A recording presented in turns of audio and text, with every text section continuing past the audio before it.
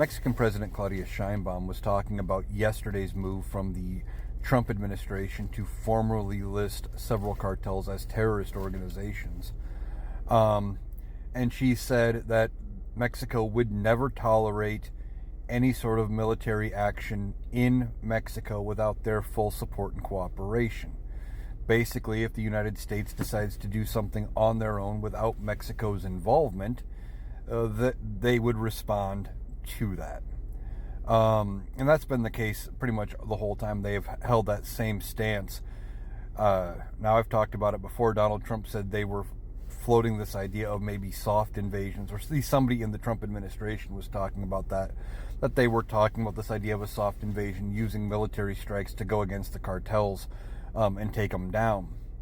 But if they do that without Mexico's support, there would be consequences. I don't entirely know how Mexico would respond, but they're not going to just accept it, and that is what President Sheinbaum said.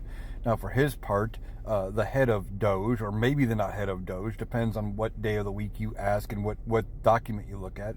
Elon Musk had taken to social media before and said the designation of these groups as terrorist organizations would open them up for drone strikes. Now, why he is talking about doing anything militarily, I don't know, because he's not part of the Department of Defense. He is not the president. He can't authorize any sort of military action.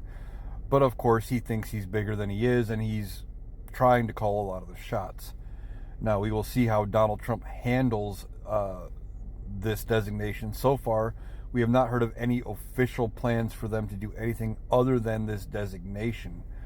And for their part, Mexico has come out and said they're going to continue to go after the U.S. gun manufacturers for supplying the guns. They say that they're, because of loose gun laws in the United States and the gun manufacturers being willing to make anything basically for anybody, that there is anywhere from 200,000 to 500,000 guns in Mexico because of that. And I believe there is a lawsuit filed in federal court from Mexico against the U.S. gun manufacturers.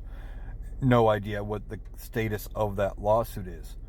But Mexico basically said, you work with us or you don't do anything. Now, we will see if Donald Trump can actually follow through with that, or if he's going to try to do it on his own, and if he cause an international incident or spark some kind of a conflict with Mexico beyond what he already has economically with the tariffs.